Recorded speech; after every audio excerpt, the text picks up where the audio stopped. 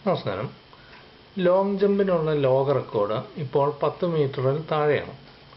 എന്നാൽ ഇന്ത്യയിൽ നിന്ന് ലങ്കയിലേക്ക് ചാടിയ ഹനുമാൻ മൈലുകളാണ് താണ്ടിയത്.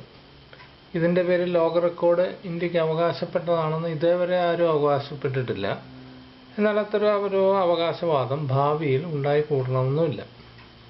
ഇതിന് കാരണം ഇപ്പോൾ നടക്കുന്ന ഇന്ത്യൻ സയൻസ് കോൺഗ്രസിൽ പല വിചിത്രങ്ങളായ അവകാശവാദങ്ങളാണ് ശാസ്ത്രജ്ഞന്മാർ എന്ന പേരിൽ ഉന്നയിച്ചിട്ടുള്ളത്. ക്യാപ്റ്റൻ ആനന്ദ് ബുഡാസ് എന്ന ഒരാളുടെ അഭിപ്രായത്തിൽ 7000 വർഷങ്ങൾക്ക് മുമ്പ് മഹാഋഷി ഭരദ്വാജ് കണ്ടുപിടിച്ചതാണ് വിമാനങ്ങൾ. 30 ചെറിയ എഞ്ചിൻ വരെ ഉള്ള ഇത്തരം വിമാനങ്ങൾ യുദ്ധത്തിന് മാത്രമല്ല അന്യഗ്രഹത്തിലേക്കുള്ള യാത്രയ്ക്ക് വരെ ഉപയോഗിച്ചിരുന്നു. കിരൺ നായക് എന്ന മറ്റൊരാളുടെ അഭിപ്രായത്തിൽ ഇന്ത്യയിൽ നിന്നുള്ള 2 രാജാക്കന്മാർ യുദ്ധസമയത്ത് ആദ്യം ചന്ദ്രനിലേക്കും പിന്നീട് ചൊവ്വയിലേക്കും ഈ വിമാനത്തിൽ യാത്ര ചെയ്തിരുന്നു. ചൊവ്വയിൽ വെച്ചുണ്ടായ യുദ്ധത്തിൽ ഒരാളുടെ ഹെൽമെറ്റ് തകർക്കുകയും ചെയ്തു. ആ ഹെൽമെറ്റ് ഇപ്പോഴും ചൊവ്വയിൽ കിടക്കുന്നുണ്ടെന്നും അതിൻ്റെ ഫോട്ടോ നാസ പബ്ലിഷ് ചെയ്തെന്നും ഇദ്ദേഹം അഭിപ്രായപ്പെടുകയുണ്ടായി.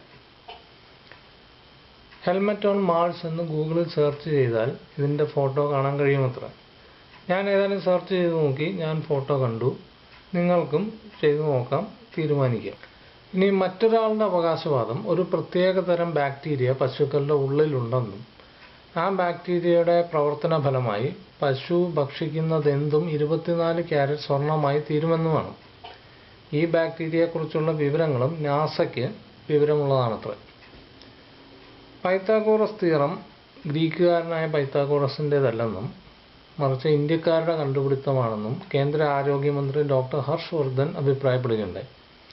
മാസങ്ങൾക്ക് മുമ്പ് ജനറ്റിക് എഞ്ചിനീയറിംഗ് ഇന്ത്യയിലാണ് തുടങ്ങിവെച്ചതെന്ന് ശ്രീ നരേന്ദ്രമോദി പറയുകയുണ്ടായി. മനുഷ്യ ശരീരത്തിൽ ആനയുടെ തല വെച്ചുപിടിപ്പിച്ച് ഇതിൻ്റെ ഉദാഹരണമായി അദ്ദേഹം ചൂണ്ടിക്കാണിക്കുകയും ചെയ്യുന്നു. ഏതായാലും എൻ്റെ ചോദ്യം ഇതാണ്: ശാസ്ത്ര കോൺഗ്രസിൽ ഇതുപോലെയുള്ള വ്യക്തികളെ ക്ഷണിക്കാനും പ്രസംഗിക്കാനും അവസരം കൊടുക്കുന്നതിൻ്റെ ലക്ഷ്യം എന്താണെന്നാണ് നിങ്ങൾ കരുതുന്നത്?